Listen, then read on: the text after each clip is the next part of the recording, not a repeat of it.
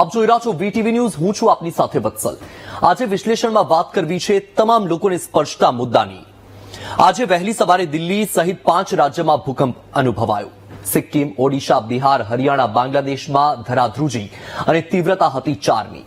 અને 4ની તીવ્રતાથી ફફડાટ અનુભવાયો, કારણ કે ભૂકંપના આંચકાથી લોકો ડરી ગયા હતા. લોકો ગાઢ નિંદ્રામાં હતા, સૂતા હતા, પણ સૂતેલા લોકોને પણ ભૂકંપના આંચકાનો અનુભવ થયો. એપાર્ટમેન્ટ પાંદડાની જેમ ઝૂલતા જોવા મળ્યા. લોકોમાં એક ભયનો માહોલ છવાયો. ત્યારે આ માહોલને લઈને પ્રધાનમંત્રી નરેન્દ્ર મોદીએ પણ ભૂકંપ અંગે સોશિયલ મીડિયા પ્લેટફોર્મ એક્સ પર એક ટ્વીટ કરી અને ટ્વીટ કરીને લખ્યું, લોકોને સાવધાન રહેવાની અપીલ કરી. તેમણે એમ પણ કહ્યું કે અધિકારીઓ પરિસ્થિતિ પર નજર રાખી રહ્યા છે, ગભરાવાની કોઈ વાત નથી. અને જે દિલ્હીના પૂર્વ મુખ્યમંત્રી હતા આતિશી, તેમણે પણ ટ્વીટ કરીને લખ્યું હતું કે દિલ્હીમાં જોરદાર ભૂકંપ અનુભવાયો. હું બધાની સલામતી માટે ભગવાનને પ્રાર્થના કરું છું. દિલ્હીમાં આજે વહેલી સવારે ભૂકંપનો આંચકો અનુભવાયો. ત્યારે સૌથી મોટી વાત એ છે કે કેમ અવારનવાર ભૂકંપના આંચકા અનુભવાઈ રહ્યા છે. કારણ કે આ વાત માત્ર દિલ્હીની નથી, ગુજરાતમાં પણ અવારનવાર ભૂકંપના આંચકા અનુભવાઈ રહ્યા છે. ત્યારે આજે વિશ્લેષણમાં વાત કરવી છે કે દિલ્હીની ધરાધ્રુજી, તેની સાથે સાથે કયા રાજ્યમાં ભૂકંપના આંચકા અનુભવાયા, અત્યાર સુધીમાં વિશ્વમાં સૌથી શક્તિશાળી ભૂકંપો ક્યારે અનુભવાયા. સાથે બીજી વાત એ પણ છે કે 26 તારીખનો સંયોગ છે અને 26 તારીખે ઘણી બધી એવી મોટી ઘટનાઓ અનુભવાય છે. એ પછી ભૂકંપ હોય કે પછી જ્વાળામુખી ફાટવું હોય કે પછી આતંકવાદી હુમલો હોય. આ સંયોગની પણ વાત કરીશું. સાથે કેમ ભૂકંપના આંચકા આટલું અનુભવાઈ રહ્યા છે તેની પણ વાત કરીશું. અને સાથે જ સિસ્મોલોજી ડિપાર્ટમેન્ટના જે ડાયરેક્ટર છે તેમને પણ આપણે જોડવાના છીએ આપણી સાથે અને તેમની સાથે પણ વાત કરીશું. સૌથી પહેલા દિલ્હીની ધરાધ્રુજી, તેની વાત કરી લઈએ. ઓગમેન્ટેડ ગ્રાફિક્સના માધ્યમથી સમજી લઈએ કે દિલ્હીમાં કેટલી તીવ્રતાનો ભૂકંપ હતો અને કયા કયા વિસ્તારમાં ભૂકંપના આંચકા અનુભવાયા, ક્યારે ભૂકંપ આવ્યો, શું પરિસ્થિતિ રહી છે. દિલ્હીની પરિસ્થિતિની વાત કરી લઈએ તો દિલ્હીમાં સવારે 5:36 વાગે દિલ્હી એનસીઆરમાં ભૂકંપના જોરદાર આંચકા અનુભવાયા. લોકો સૂતેલા હતા અને સૂતેલા લોકોને પણ એ આંચકાની અનુભૂતિ થઈ. 2.5 કલાક પછી બિહારમાં ભૂકંપના આંચકા અનુભવાયા, એટલે કે સવારે 5:30 વાગે દિલ્હીમાં અને તેને 2.5 કલાક વીત્યા અને બિહારમાં પણ ભૂકંપના આંચકા અનુભવાયા. સાથે હરિયાણા, સિક્કિમ, ઓડિશા અને બાંગ્લાદેશમાં પણ ભૂકંપના આંચકા અનુભવાયા. ઉદ્ભવ સ્થાન પૃથ્વીની સપાટીથી માત્ર 5 કિલોમીટર નીચે હતું અને આ ખૂબ જ નોંધનીય બાબત છે કે 5 કિલોમીટર નીચે પૃથ્વીની સપાટીથી ઉદ્ભવ સ્થાન હતું અને દિલ્હીમાં આ પરિસ્થિતિ રહી.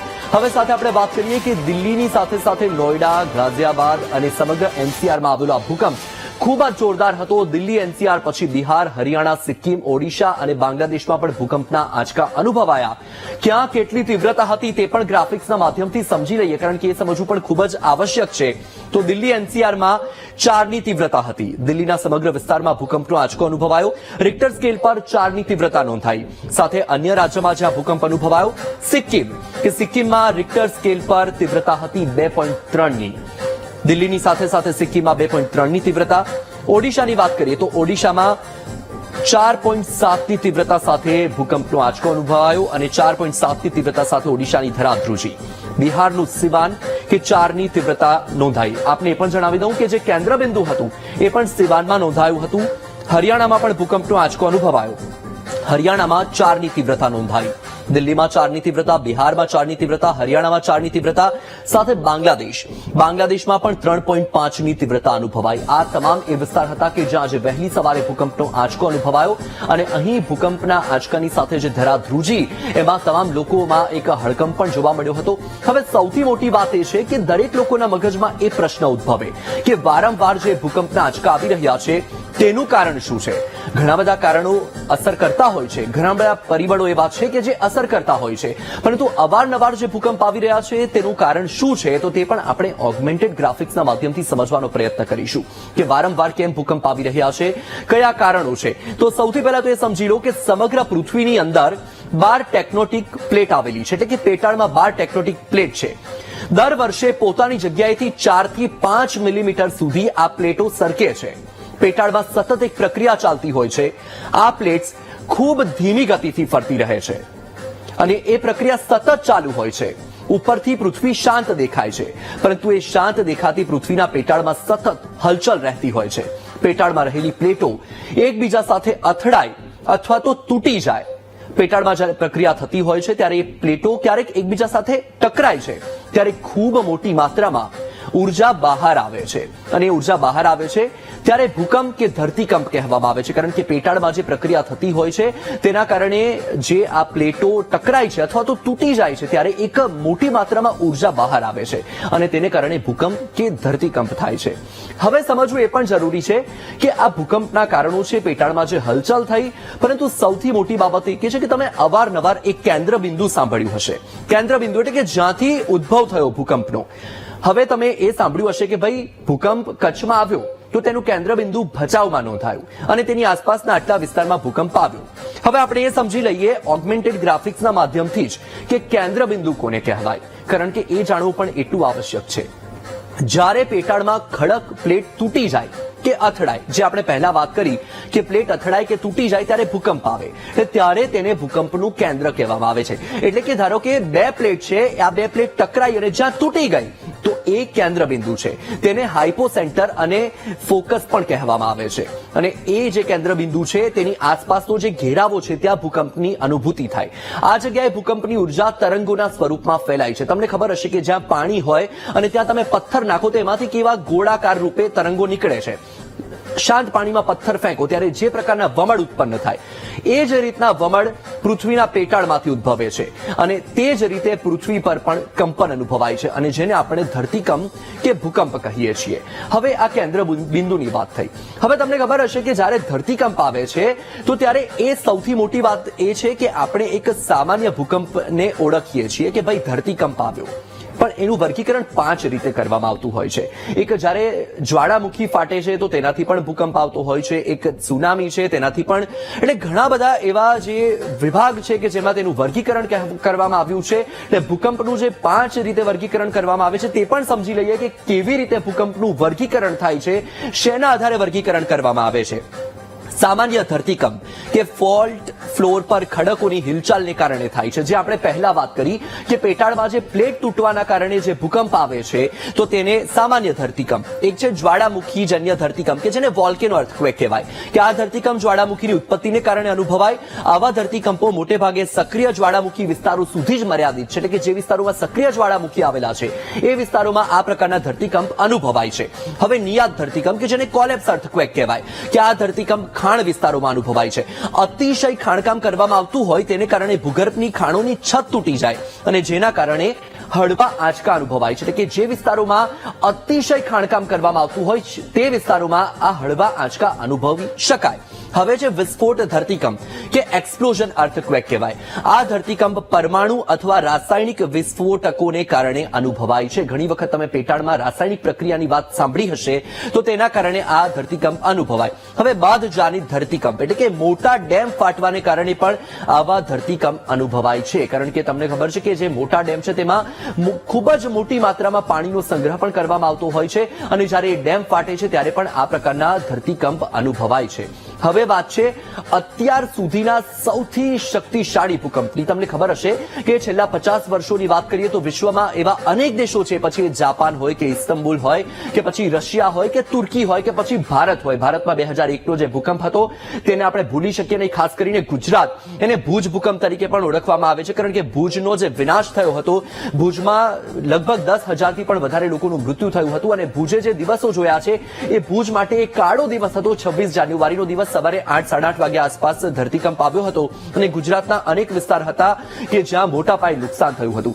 અત્યાર સુધીમાં વિશ્વમાં શક્તિશાળી ભૂકંપ ક્યાં અનુભવાયા, કેટલી તીવ્રતાના હતા, કેટલું નુકસાન થયું, કેટલા લોકોએ જીવ ગુમાવ્યો, તમામ બાબતોને પણ ગ્રાફિક્સના માધ્યમથી સમજી લઈએ, કારણ કે ગ્રાફિક્સના માધ્યમથી સમજીશું, વિસ્તારપૂર્વક સમજી શકીશું. 1935માં બલુચિસ્તાનના કોટામાં ત્રાટકેલા ભૂકંપથી હાહાકાર મચી ગયો. 7.7ની તીવ્રતા હતી અને એ ભૂકંપમાં પણ મોટા પાયે નુકસાન થયું હતું. આ ભૂકંપમાં 60,000થી વધુ લોકો મોતને ભેટ્યા હતા. 1935નું આ વર્ષ બલુચિસ્તાન માટે એક કાળો દિવસ હતો. 1952 કે જ્યાં રશિયામાં 9ની તીવ્રતાનો ભૂકંપ અને કામચાટકા દ્વીપકલ્પ નજીક આ ધરાધ્રુજી હતી. 2,000થી વધુ લોકો મોતને ભેટ્યા હતા અને રશિયાની આસપાસનો અનેક વિસ્તાર એવો હતો કે જે આ ભૂકંપે આવરી લીધો હતો. હવે સૌથી મોટો ભૂકંપ કે જે મે 1960માં બાયો ચીલીમાં આવ્યો હતો. 9.4 થી 9.6ની તીવ્રતા અને 10 મિનિટ સુધી જમીનને હચમચાવી નાખી અને આ ભૂકંપમાં લગભગ 6,000 લોકો હતા કે જે મોતને ભેટ્યા હતા.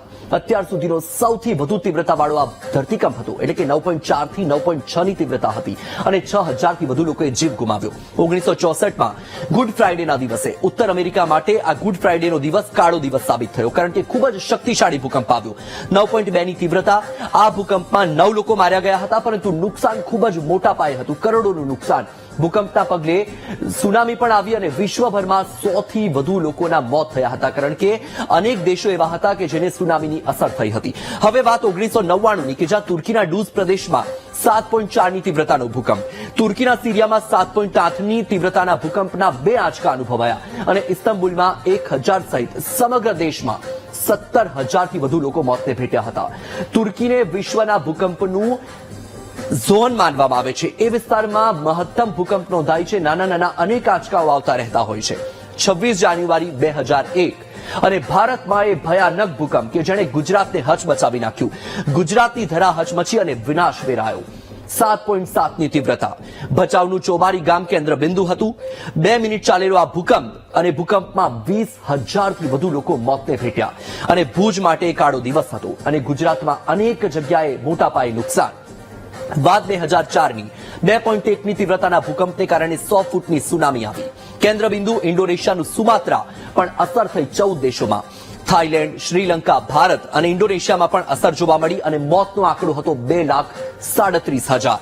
ભારતમાં 42,000 લોકો તો 10,000 પરિવારો ઘર વિહોણા થયા હતા, કારણ કે એ જે ભૂકંપ હતો તેની અસર ભારતમાં પણ થઈ હતી અને 10,000 લોકો ઘર વિહોણા થઈ ગયા હતા. 2011માં જાપાનમાં મહાવિનાશકારી ભૂકંપ અને સુનામી આવી અને 9 ની તીવ્રતાનો આ ભૂકંપ હતો, જેણે ઉત્તર પૂર્વ જાપાનને હચમચાવી નાખ્યું.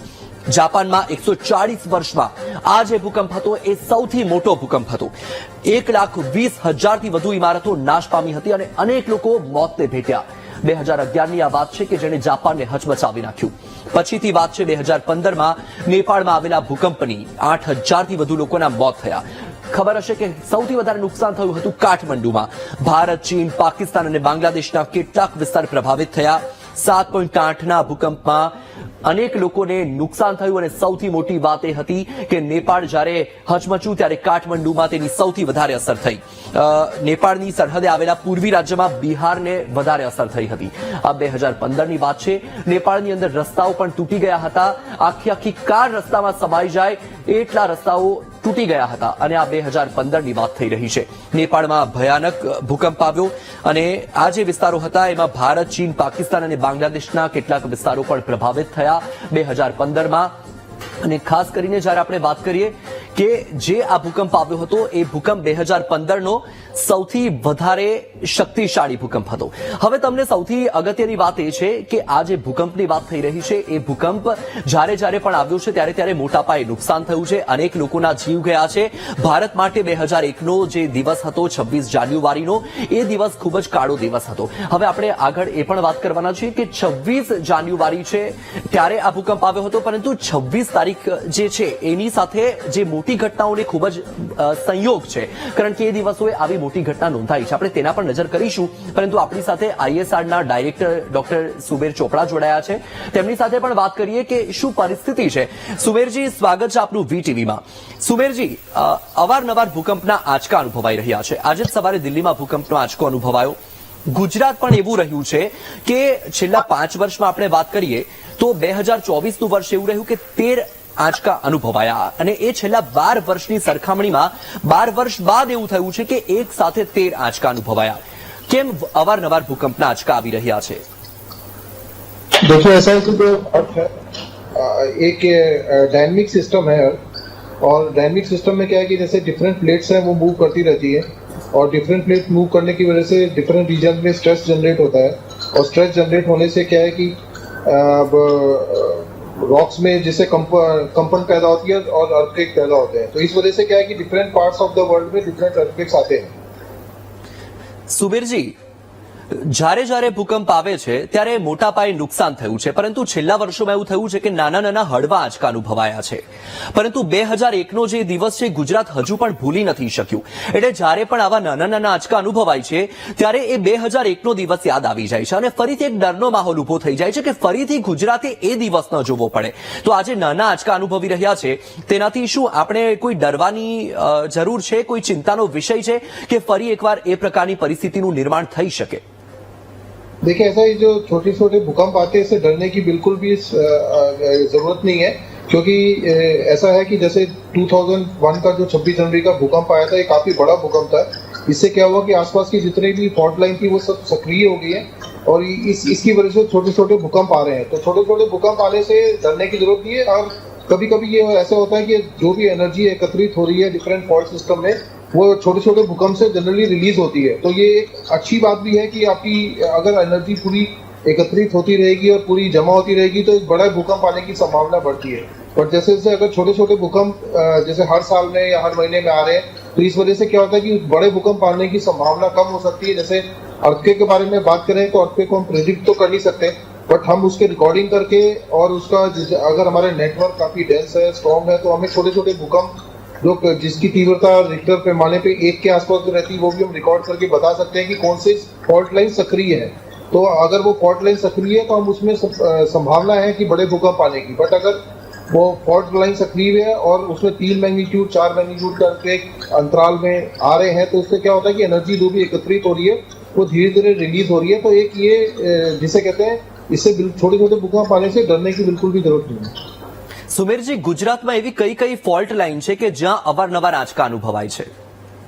देखिए, गुजरात में तो सबसे एक्टिव जोन है वो तो कच्छ का जो एरिया है, वो पूरा कच्छ रिप जो है पूरा एक्टिव है और वहां पर बड़े भूकंप आने की संभावना बहुत ज्यादा है. इसलिए है क्योंकि वहां पर बड़ा भूकंप तभी आ सकता है जब बड़ी फॉल्ट लाइन हो. अगर आपकी फॉल्ट लाइन की लेंथ 10 किलोमीटर 20 किलोमीटर है तो उससे मैक्सिमम 6 तीव्रता का भूकंप आ सकता है. पर अगर हम कच्छ की बात करें तो वहाँ 140 किलोमीटर 150 किलोमीटर तक लंबी फॉल्ट लाइन है, तो वहां पर 7 मैग्नीट्यूड 7.5 मैग्नीट्यूड का अर्थक्वेक आने की संभावना बनी रहती है. अगर हम सौराष्ट्र की बात करें तो सौराष्ट्र में देखा गया कि वहां पर कोई भी बड़ी फॉल्ट लाइन नहीं है. वो जो मेजर फॉल्ट्स हैं वो सब 15 से 20 किलोमीटर बड़े हैं और उससे मैक्सिमम 6 मैग्नीट्यूड का अर्थक्वेक आ सकता है. यही बात आप नॉर्थ गुजरात में बात करें या हम नर्मदा के रीजन की बात करें तो वहां पर भी फॉल्ट इतने बड़े नहीं है कि 7 से ज्यादा की तीव्रता का भूकंप आ सकता है. तो इसलिए गुजरात में हम बोले तो सबसे बड़े भूकंप आने की संभावना सिर्फ कच्छ रीजन में है. उसके अलावा जितने भी क्षेत्र गुजरात में है वहां पर बड़े भूकंप आने की संभावना बहुत ही कम है. અચ્છા, સુબીરજી, ડિસેમ્બર મહિનામાં એવું થયું કે કચ્છમાં ભૂકંપનો આંચકો અનુભવાયો. તેની સાથે સાથે તમે જોયું કે એક સાથે 3 રાજ્યમાં એ ભૂકંપ આવ્યો હતો અને ખાસ કરીને કચ્છની સાથે સૌરાષ્ટ્ર, ઉત્તર ગુજરાત અને અમદાવાદના પણ કેટલાક વિસ્તારમાં એ આંચકો અનુભવાયેલો. તો તેનું શું કારણ? કારણ કે જે રીતે આપણે વાત કરી કે ફોલ્ટ લાઇન કચ્છ છે, કચ્છમાં અવારનવાર નાના આંચકા અનુભવાય છે, પરંતુ એ ભૂકંપ ઉત્તર ગુજરાતની સાથે અમદાવાદના પણ અનેક વિસ્તારને આવરી લીધું હતું. देखिए, ऐसा कि भूकंप अगर आप कहें कि कभी एक्टिविटी ज्यादा है कभी एक्टिविटी कम है, ऐसा नहीं है.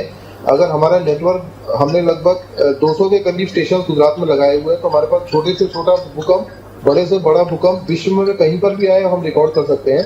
तो हमारे हिसाब से जो एक्टिविटी है वो, अगर हम बात करें कि बैकग्राउंड सेस्मिसिटी जिसे कहते हैं कि बैकग्राउंड में कितने भूकंप आ रहे हैं, अगर हम उसकी बात करें तो ये एक्टिविटी नॉर्मल है. उसमें कोई भी घबराने की जरूरत नहीं है. जितने बैकग्राउंड में इवेंट्स आते हैं वो उतने आ रहे हैं. जैसे हम बात करें कच्छ में जो है 4 मैग्नीट्यूड के लगभग हर साल पिछले 20 साल की रिकॉर्डिंग में हमने देखा है कि 4 मैग्नीट्यूड के अर्थक्वेक लगभग 4 से 5 अर्थक्वेक्स आते हैं हर साल कच्छ में. सौराष्ट्र की बात करें तो वहां से 1 से 2 लगभग 4 मैग्नीट्यूड के अर्थक्वेक आते हैं. अगर हम मेन लैंड की बात करें तो वहां पर भी ऐसे कभी कभी 2-3 साल में 4 मैग्नीट्यूड का अर्थक्वेक आता है. तो बैकग्राउंड सेस्मिसिटी की बात करें तो उसमें बिल्कुल नॉर्मल है. कहीं पर भी कोई अधिक सेस्मिसिटी किसी रीजन में ऐसा बिल्कुल देखा गया नहीं. સુબીરજી, તમારું નિરીક્ષણ, તમારા ડિપાર્ટમેન્ટનું ઓબ્ઝર્વેશન શું કહે છે? દર્શકોને શું કહેવા માંગો છો તમે, ખાસ કરીને વીટીવીના માધ્યમથી? કારણ કે અવારનવાર જ્યારે નાના નાના આંચકા આવે છે તો લોકોમાં એક ફફડાટ ફેલાઈ જાય છે, એક ભયનો માહોલ ઉભો થઈ જાય છે. તો તમારું જે ઓબ્ઝર્વેશન છે એ શું કહે છે? देखिए, हमारी ऑब्जर्वेशन ऐसी है कि भूकंप, देखिए अभी तक कोई ऐसी टेक्नोलॉजी विश्व में डेवलप नहीं हुई है कि आप भूकंप की जिसे कहते हैं फोरकास्ट कर सकते हैं. तो हमें भूकंप के साथ ही रहना है और भूकंप के अनुभव होंगे तो उसे घबराने की बिल्कुल जरूरत नहीं है. अगर हम गुजरात की बात करें तो गुजरात में देखिए जो भूकंप 7.5 मैग्नीट्यूड का अर्थक्वेक आया था, इसका रिटर्न पीरियड अगर हम बात करें उसी एरिया में 7 से ज्यादा का भूकंप आने के लगभग 1000 साल तक एनर्जी एकत्रित होगी तभी आपको इतना बड़ा भूकंप आ सकता है। इसका मतलब ये नहीं है कि और जगह में नहीं आ सकते, और जगह में भूकंप आ सकते हैं। हमें हमेशा सचेत रहने की जरूरत है। कभी भी हमें भूकंप का आंच का अगर हमें फील होता है तो हमें तुरंत घर के बाहर आना चाहिए। अगर हम घर के बाहर नहीं आ सकते, बहुमाली इमारत में रहते हैं, तो हमें कभी भी लिफ्ट का इस्तेमाल नहीं करना चाहिए। बाहर आने के लिए हमेशा सीढ़ी के माध्यम से हमें नीचे आना चाहिए। और अगर सीढ़ी के माध्यम से आने की भी संभावना कम है या बहुत 10 माला या 20 माले की बिल्डिंग में रहते हैं, तो हमें कोई भी ऐसी जगह ढूंढनी जैसे घर का कोई भी कोना हो, वहां पर खड़े रहने की संभावना, क्योंकि अगर छत गिरेगी तो उससे नुकसान होने की, जान माल की नुकसान होने की संभावना ज्यादा है। अगर हम किसी घर का कोना पकड़ के खड़े रहेंगे तो वहां पर जिसे कहते हैं नुकसान होने की संभावना कम है। और कभी भी बालकनी में खड़े नहीं होना चाहिए, क्योंकि बालकनी भी एक सॉफ्ट टारगेट है। कभी भी बड़ा भूकंप आता है तो बालकनी एक हैंगिंग जिसे कहते हैं आइटम है, वो गिरने की संभावना ज्यादा होती है। और अगर घर में कोई बड़ी टेबल है या मेज है तो हम उसके नीचे भी बैठ के हम अपना बचाव की रक्षा कर सकते हैं। જી જી સુમીરજી, વીટીવી સાથે જોડાવા બદલ આપનો ખૂબ ખૂબ આભાર. તો આ તમે સાંભળ્યું કે જ્યારે પણ ભૂકંપ આવે ત્યારે કેટલીક બાબતોનું પણ ધ્યાન રાખવું ખૂબ જ આવશ્યક છે. અને જે રીતે કચ્છમાં જે ફોલ્ટ લાઇન છે એ સક્રિય છે, તેના કારણે અવારનવાર નાના નાના આંચકાઓ અનુભવાય છે, પરંતુ તેનાથી કોઈ જ ચિંતા કરવાની જરૂર નથી. હજુ ઘણી બધી બાબતો એવી છે ભૂકંપ સાથે સંકળાયેલી જે આપણે ગ્રાફિક્સના માધ્યમથી સમજીશું, પરંતુ હાલ રોકાઈશું એક બ્રેક માટે. Welcome back. હવે જે રીતે આપણે વાત કરી કે જે મોટી ઘટનાઓ છે એને 26 તારીખ સાથે ખૂબ જ મોટો સંબંધ છે, કારણ કે એવો સંયોગ રચાયો છે કે જ્વાળામુખી ફાટવું હોય કે સુનામી હોય કે પછી ધરતીકંપ હોય, અને એ 26 તારીખ સાથે તેનો સંબંધ જોવા મળ્યો, કારણ કે 26 તારીખે એવી ખાસ ઘટનાઓ બની. તો ખાસ એ પણ જોઈ લઈએ કે એવી કઈ કઈ તારીખ હતી, ત્યારે શું થયું, 26 તારીખે એવા કયા બનાવો બન્યા, તો તે પણ ગ્રાફિક્સના માધ્યમથી આપણે સમજી લઈએ.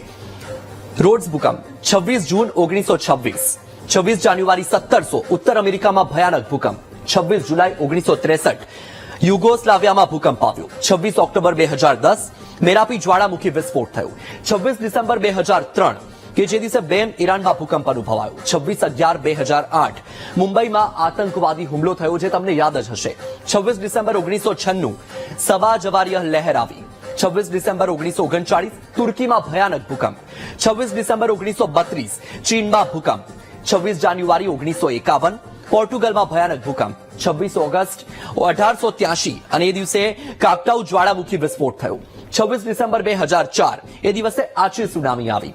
હવે વાત છે 26 જૂન 2010ની તાસિકમાં ભયાનક ભૂકંપ, 26 જુલાઈ 1976 ચીનમાં ભયાનક ભૂકંપ, 26 જુલાઈ 2010 તાઇવાનમાં ભૂકંપ, 26 ફેબ્રુઆરી 2010 જાપાનમાં ભૂકંપ, 26 ઓક્ટોબર 2010 મેન્ટાવાય સુનામી, 26 જાન્યુઆરી 2001 ગુજરાત ભૂકંપ જેને તો તમે જાણો જ છો, 26 જુલાઈ 2005 મુંબઈમાં પૂર, 26 એપ્રિલ 2015 નેપાળમાં ભૂકંપ. આ તમામ એવી ઘટનાઓ હતી કે જે 26 તારીખે ઘટી. હવે વાત કરીશું ગુજરાતમાં છેલ્લા 5 વર્ષમાં ભૂકંપના આંચકાઓની, કે કયા કયા દિવસે ભૂકંપનો આંચકો અનુભવાયો અને છેલ્લા 5 વર્ષમાં કેટલા આંચકા અનુભવાયા.